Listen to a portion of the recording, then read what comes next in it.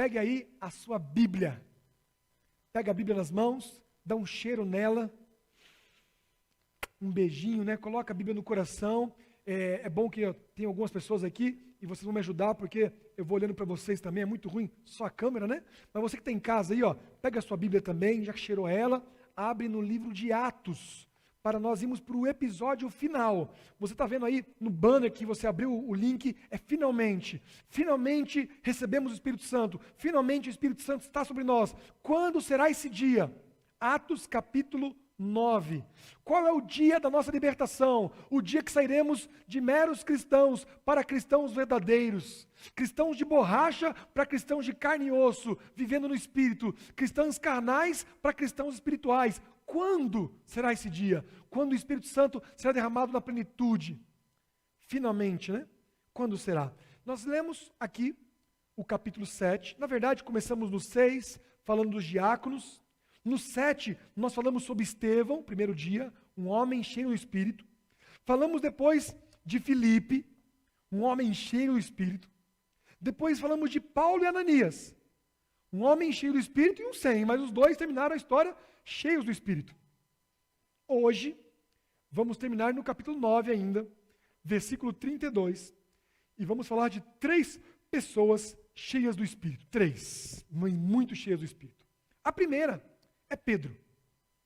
Não poderíamos terminar uma série do Espírito Santo sem falar daquele que no dia de Pentecostes falou para 3.000 pessoas que se converteram. O líder dos discípulos ali, aquele que iniciou o Pentecostes, que é Pedro. E vamos falar dele, Pedro, então? Pega a sua Bíblia aí, vamos ler juntos. Versículo 32. Diz assim: viajando por toda parte, Pedro foi visitar os santos que viviam em Lídia.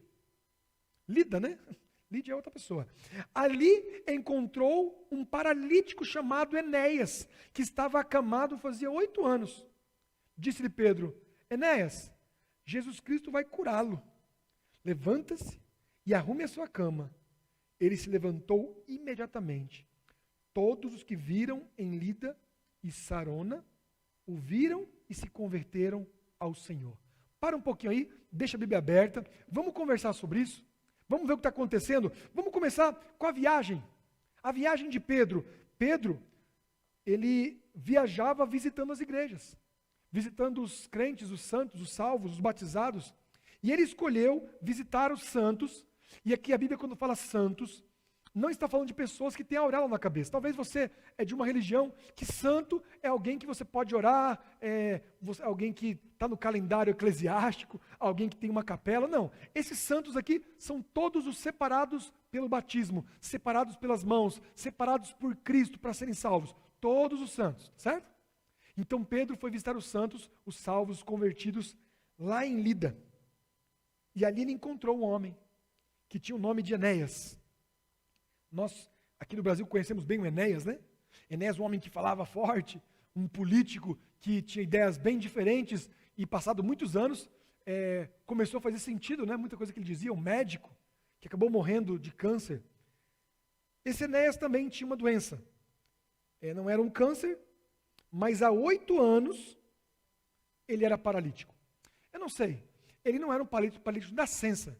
Ele, 8 anos. E é importante esse fato, 8 anos, porque durante os 8 anos foi antes do ministério de Cristo.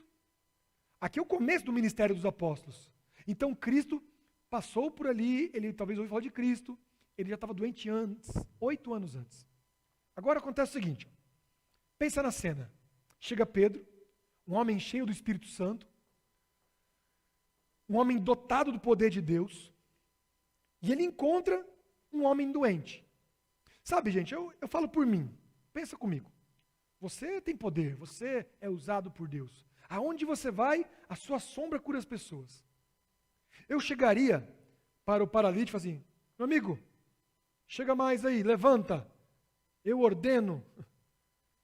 Eu não sei, eu acho que eu não tenho o poder de Deus porque eu não mereço mesmo. Eu acho que eu não me aguentaria em mim mesmo. Não sei se eu conseguiria não me envaidecer, sabe?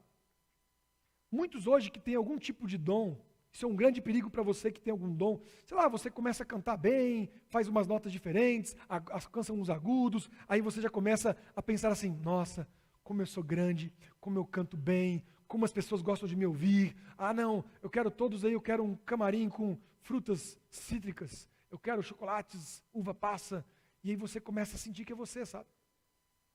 Pedro era o homem mais importante naquele momento, de toda a igreja.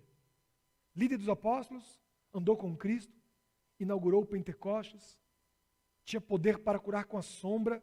E Pedro, quando encontra Enéas, ele fala assim, ó, Enéas, verso 34, Jesus Cristo vai curá-lo.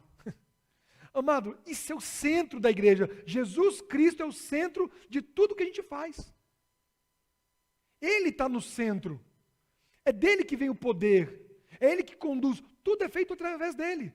Por que a gente ora assim, ó, Senhor, eu peço isso, em nome de Jesus? Porque Jesus é o fiador. Sem Jesus, nada acontece. E se o Espírito Santo for derramado sobre você, e você tiver poder para curar paralíticos, não vai ser você, vai ser Cristo. Ele pode usar você, mas vai ser Cristo, sempre foi Cristo.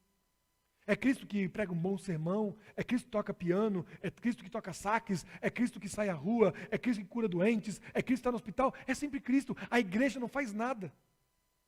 Isso é interessante, porque depois de Cristo, você não precisaria mais ir ao santuário, você não precisaria mais ir à sinagoga, você não precisaria ir mais falar com um líder religioso, bastava você na sua casa falar com Cristo.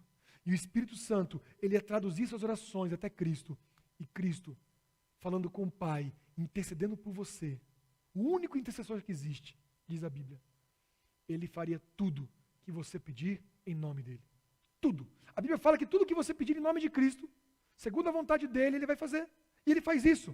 Ele fala assim, ó, Enéas, Jesus quer curar você. É uma informação que todo mundo sabe, né? Enéas, Vinícius, Jesus quer que você seja feliz. João, Jesus quer ajudar o seu casamento. É claro. Eu acho que a pergunta de Enéas foi assim, amém, mas quando? Então antes que ele respirasse, antes que ele fizesse uma pergunta, Pedro já emenda, levante-se e arrume a sua cama. Pedro aprendeu com Jesus, né? Toma teu leito e anda. Ele fala, arruma a sua cama. Eles andavam, né, com a caminha deles ali, onde eles iam, eles tinham que deitar em algum lugar. Imagino que o corpo tinha feridas por estar tanto tempo sentado. Uma vez eu visitei um jovem, lá em Goiânia. Ele tinha uma cadeira de rodas, que ele ganhou, mas a cadeira era muito simples, então o corpo dele, forte, ele era largo, pegava no canto, sabe? E ele passou muitos dias naquela cadeira de rodas. E um dia ele pediu para a gente visitar a casa dele, e ele deitou ali na cama, e mostrou para nós, ele virou, e havia uma ferida, tamanho de uma bola de vôlei, assim, e no meio da ferida, dá para ver o osso dele, sabe? Machucado. Sabe, um paralítico deitado numa cama na rua, não é apenas alguém que não anda, é alguém que tem difícil acesso à água, a banho, não trabalha, depende dos outros para comer, depende da família, dos amigos para locomover-se, tem feridas. Não é só levantar e arrumar a cama. Talvez você, talvez uma criança me ouvindo agora, tem preguiça de levantar cedo e arrumar a cama que a mãe mandou, né? Esse homem tinha uma grande dificuldade. Ele talvez nunca arrumou uma cama porque não conseguia, ele tinha dificuldades físicas. Mas ele viu muita gente fazendo isso. E agora, ao som das palavras de Pedro, que falou em nome de Jesus, ele se levanta imediatamente. Ó. Ele se levantou imediatamente. Sabe, Jesus já curou pessoas em 2 etapas. Ele já cuspiu no barro, falou, vai lá, lava de novo, volta aqui. Uma pessoa foi curada, enxergava as pessoas como árvores, depois curou o resto. Tem vários tipos de milagre. Esse aqui foi imediatamente para que o poder de Deus fosse revelado, sabe? Às vezes um milagre dura 5, 6 anos. Um milagre de uma vida que é transformada. Às vezes é imediato. Não meça o Espírito Santo pelo tempo, porque ele faz no tempo dele, na hora dele. O importante é que Pedro sabia que Deus tinha uma obra na vida de Enéas. E todos que viram aquilo, em Lida e Sarona, se converteram ao Senhor. A maior pregação ali, gente, não foi a cura do paralítico. Foi a forma que ele foi curado, sabe? As pessoas ouviam um burburinho, Jesus, Jesus, Jesus, Jesus, o crucificado, mas agora alguém fala, olha, Jesus vai te curar. Pedro fez questão que todos soubessem que Jesus era o centro da vida dele. E sabe, eu tenho um texto de Ellen White que eu gosto muito, está no livro O Colportor Evangelista.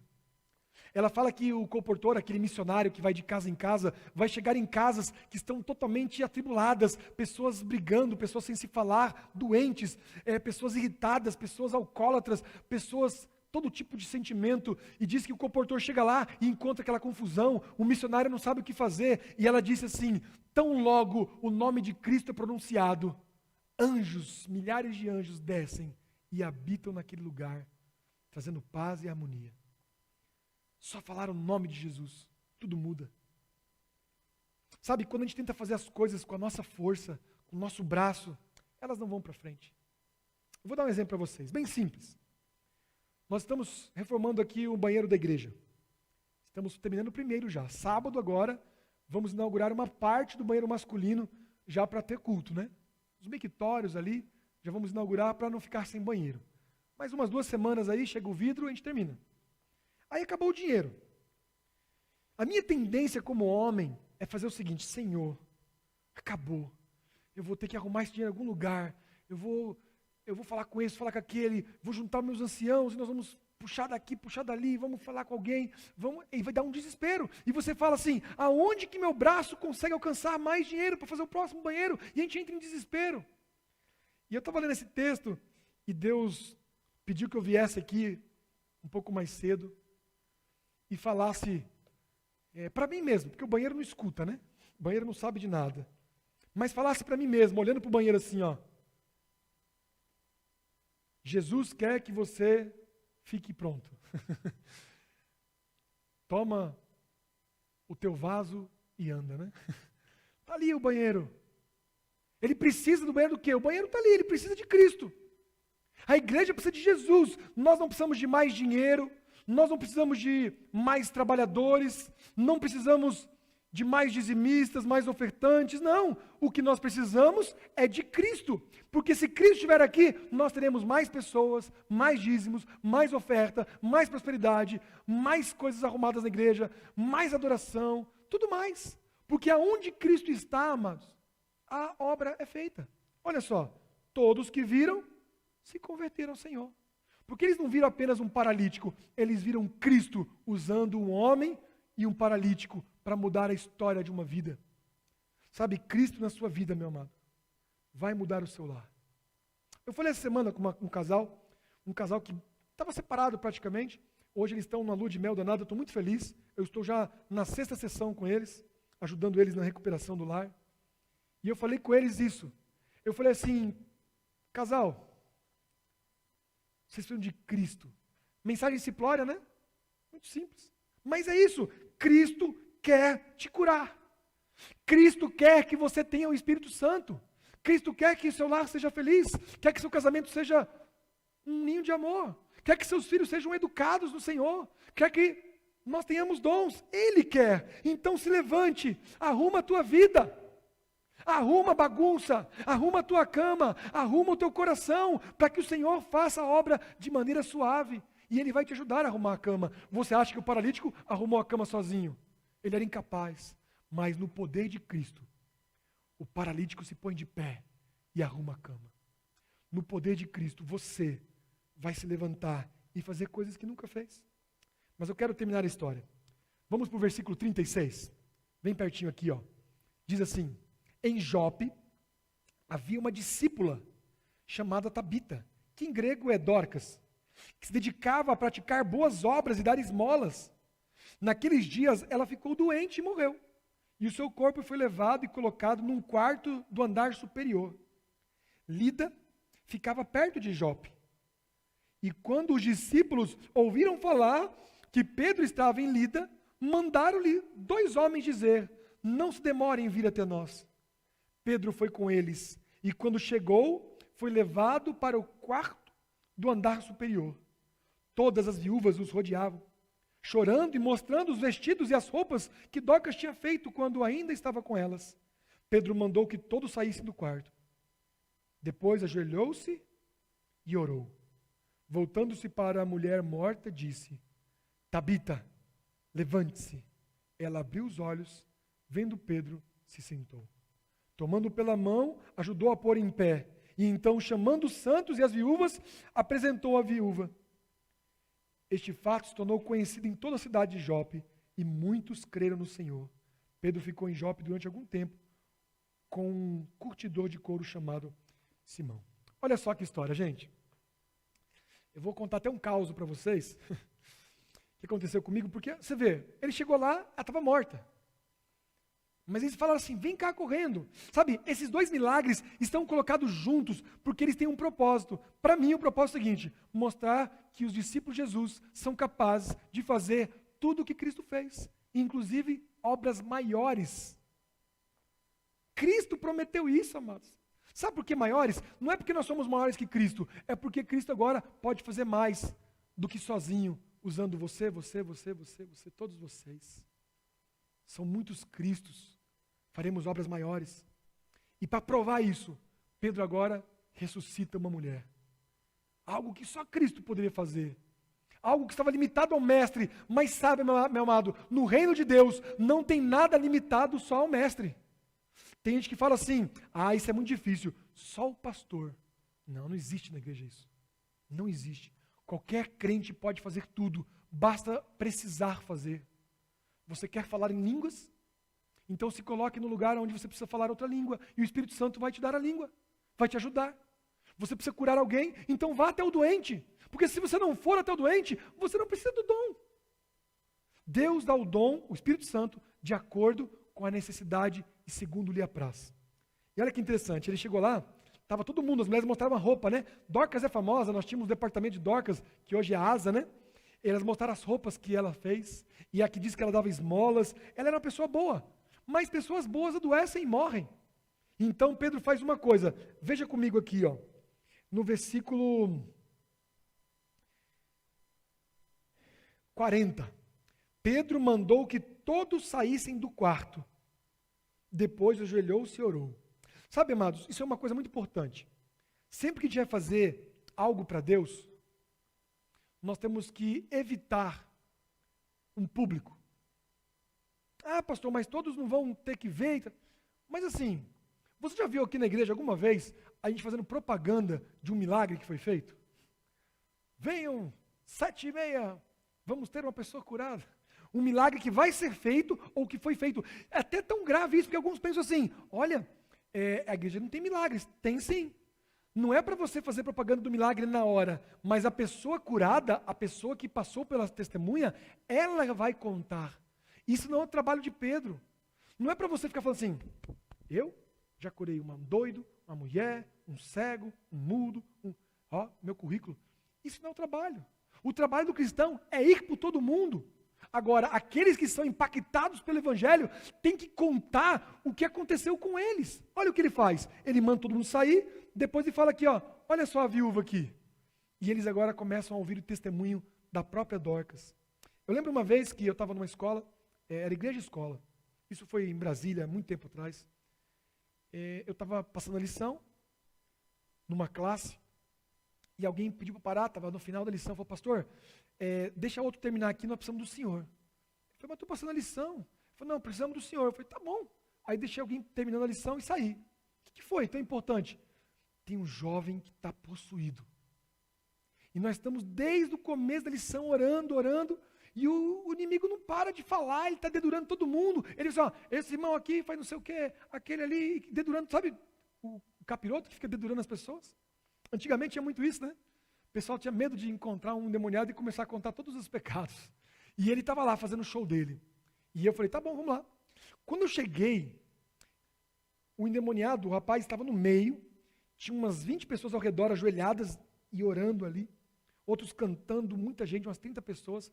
E eu parei na porta, vi aquilo, falei, para um pouquinho, sai todo mundo. Não, pastor, estamos clamando. Sai todo mundo. Só vai entrar eu e o irmão X, o irmão que era um ancião muito consagrado, só nós dois. Sai todo mundo. Aí um rapazinho falou assim, eu não saio. Eu falei, vou ter que expulsar 2 demônios então aqui hoje. Porque você está possuído, você não quer obedecer, né? Eu falei, irmão, sai por favor. Se você precisar de uma imposição de mãos, eu faço, mas um de cada vez. Você espera naquela sala e ele nessa aqui.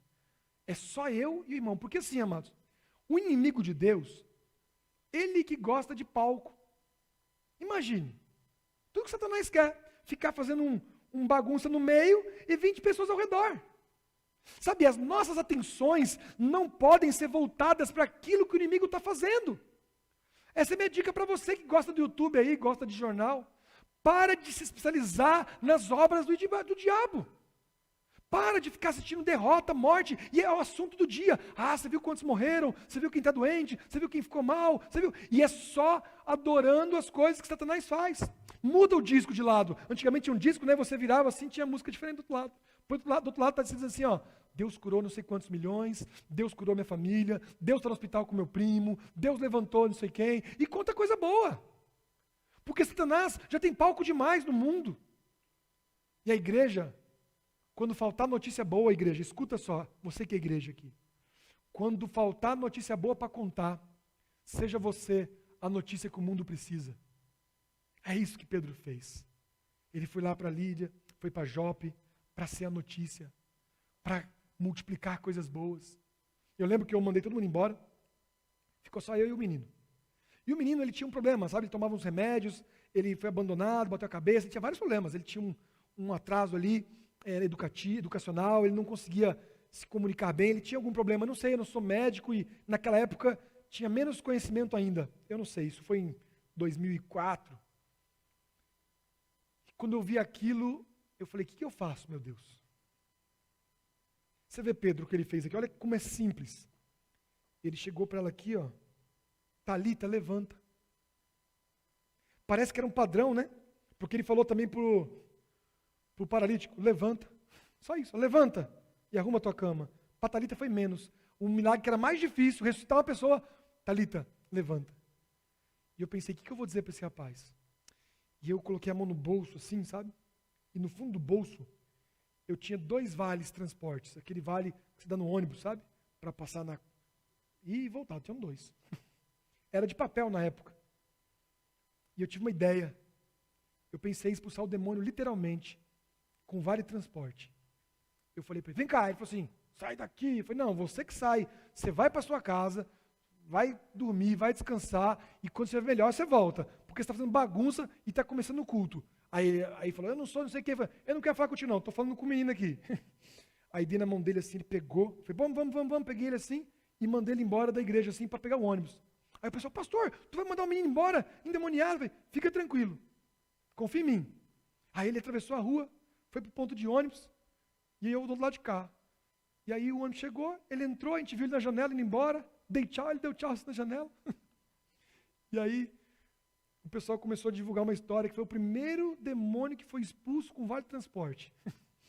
E eu dei 2 para ele voltar, mas eu falei, volta sem o inimigo. Aí você fala, pastor, isso aí não tem lógica.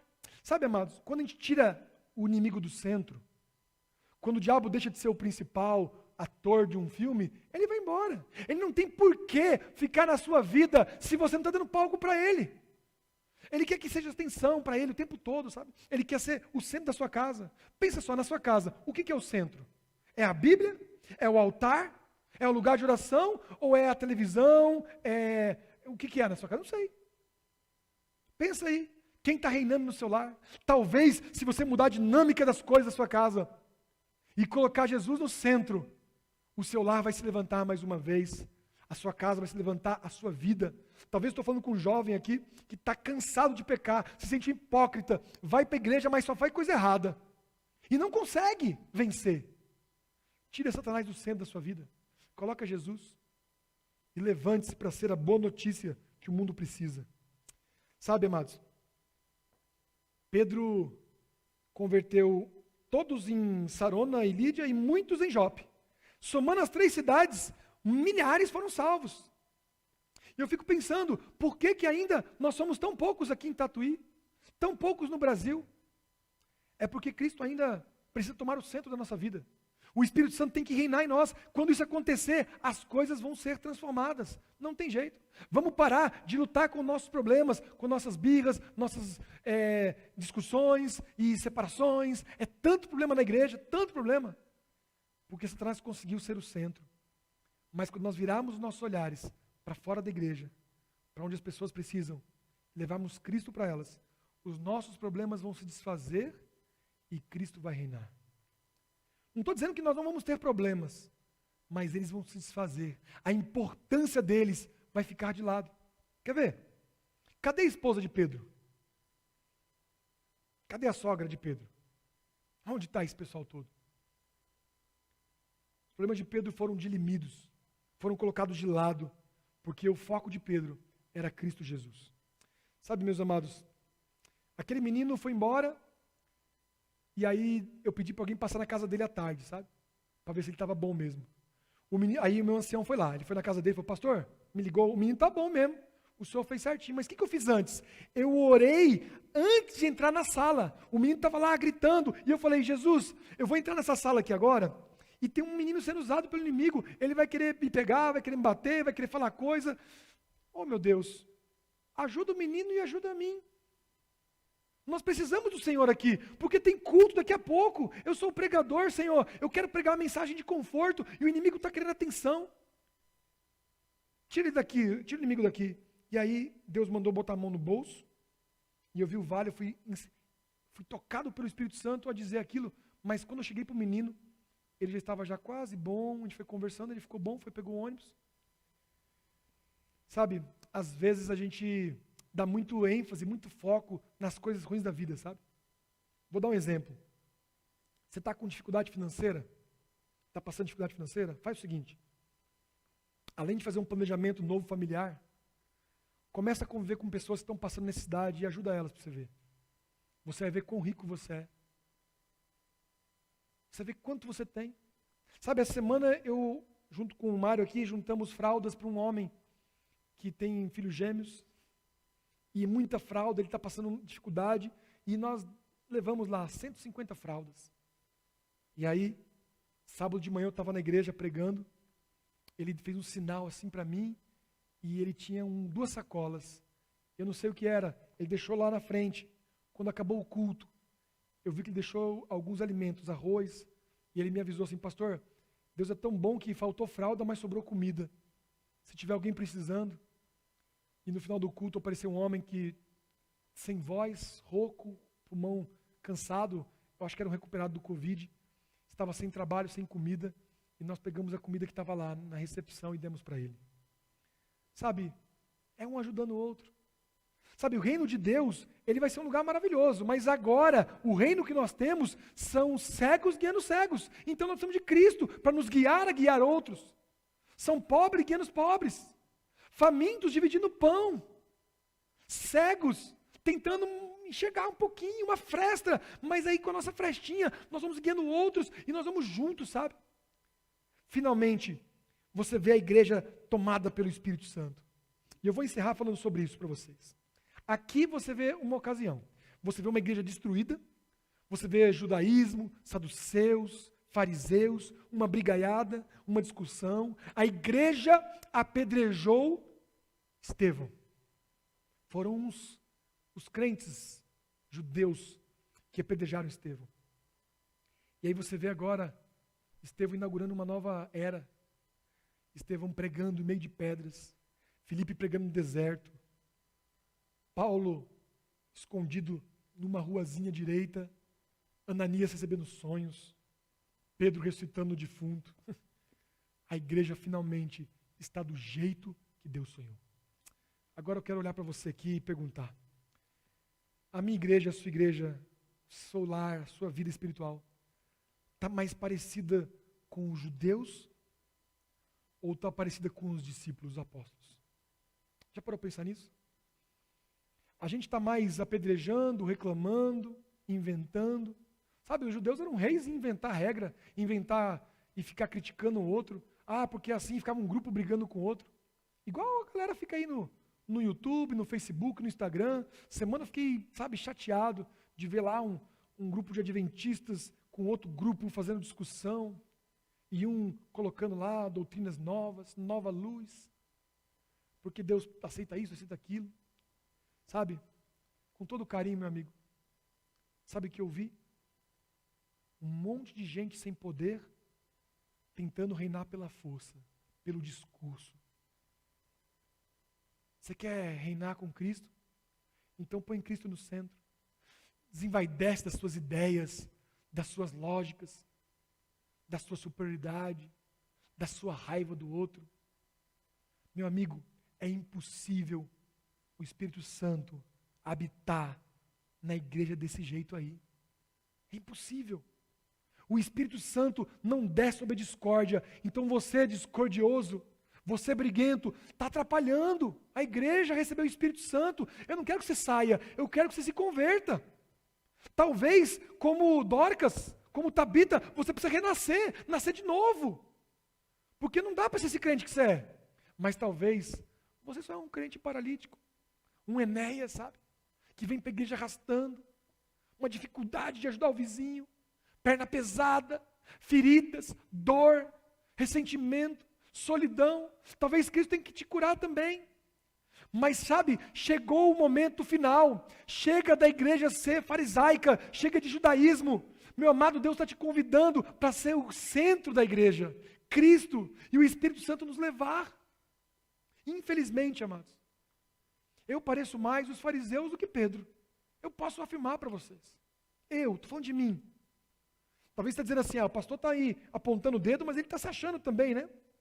Amados, quantas vezes eu olho no espelho e falo, meu Deus, eu queria tanto que esse fariseu fosse embora e Cristo reinasse nesse coração. É por isso que todos os dias eu entro na sala 57. Eu busco a Deus todo dia, eu falo, Senhor, tira esse fariseu de mim.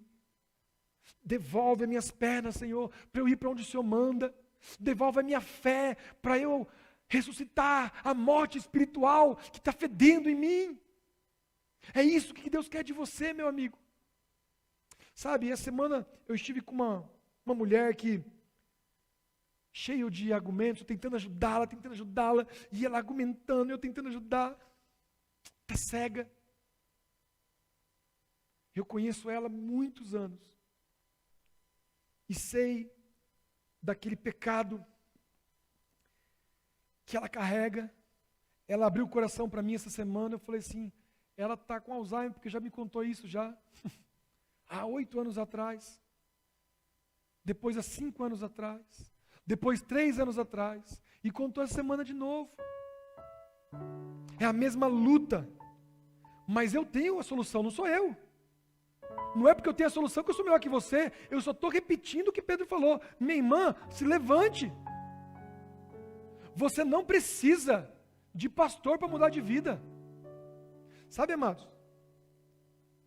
Tem cristão adventista, e eu falo isso com amor. Eu estou aproveitando a história dessa minha amiga, dessa minha irmã, que eu amo. Tenha paciência comigo, porque você, minha amiga, pode ajudar muita gente da igreja aqui. Tem gente que está esperando a visita do pastor para jogar fora revista e o celular que está escondido na gaveta. Não, meu amado, eu não vou mudar a sua vida. Tem gente esperando no quarto de cima, sabe? Na janela. Chegar um milagre especial. Tem gente que fica olhando, sabe? Eu tenho até adventista que olha horóscopo assim, para ver se é o dia de sorte, se é o dia que o Espírito Santo vai descer de acordo com o signo dele. Acredite, amados. O dia é hoje, a hora é agora. O Espírito Santo está entre nós, Ele está esperando só uma abertura para Ele entrar e fazer a obra na sua vida. Sabe, essa minha amiga, ela procurou na internet um pastor que fosse especializado em possessão. E ela achou. Só que não achou um pastor adventista, porque não existe isso. Se você estivesse aqui no Vanderlei, você podia procurar aqui o André, que é ancião, toca baixo nas horas de folga, mas nas horas do dia, se precisar de expulsar um demônio, ele está pronto. É um homem de Deus. César, ancião dessa igreja. Tem um sonoplasta ali, tem um pessoal da mesa ali, Sami, precisa do Sami, o Sami vai lá e pronto, resolvido. Eu creio que o Espírito Santo está sobre ele. Senão não estaria aqui hoje, amados. E se está faltando Deus em você, você fala assim, Senhor, hoje foi difícil, hein? Eu caí umas 3 vezes, mas eu tenho que ajudar a irmã. Me ajuda aqui, em nome de Jesus. E Jesus vai entrar ali e falar assim, filho, está perdoado, vamos junto. Você precisa, ela precisa. E ela, amados, começou a assistir vídeo de um pastor de outra igreja que expulsa o demônio. Para salvar o casamento dela. É uma mulher desesperada, é uma mulher que está querendo salvar. Está certa, está desesperada, mas Jesus, meu amado. Não tem pastor nesse mundo que pode fazer o que Cristo pode fazer. E aí, amados, ela começou a se alimentar com aquelas ideias. Ela escreveu para mim, pastor, porque eu estava com um demônio familiar. Eu falei, amada, onde tem isso na Bíblia? Aonde? Eu queria ler esse texto. Cheio de ideias seculares, sabe? Espíritas na cabeça. Não existe isso. Eu falei, não, pastor, existe, que eu estudei. Eu falei, minha irmã, você parou para estudar os tipos de diabo que existe? Estuda Cristo. Está me ouvindo? Estuda a palavra. Estuda como o Espírito Santo pode mudar a sua vida. Eu clamo por isso, meu amado. Para de se especializar no que o diabo pode fazer. Tira ele da sua sala, tira da sua casa e fala assim, aqui Cristo vai reinar. E aí a irmã disse que o pastor orou e ela mudou. Se alguém falar assim, o pastor Vinícius veio aqui em casa e ele orou, mudou, eu falava, você está mentindo. Eu até passei aí, mas quem mudou sua vida, meu amado, foi Cristo. Foi Cristo. Só Cristo.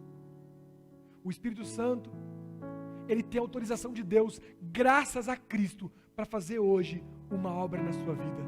Você está pronto? Está pronto para ser transformado? Para depor a sua cama de lado e sair andando?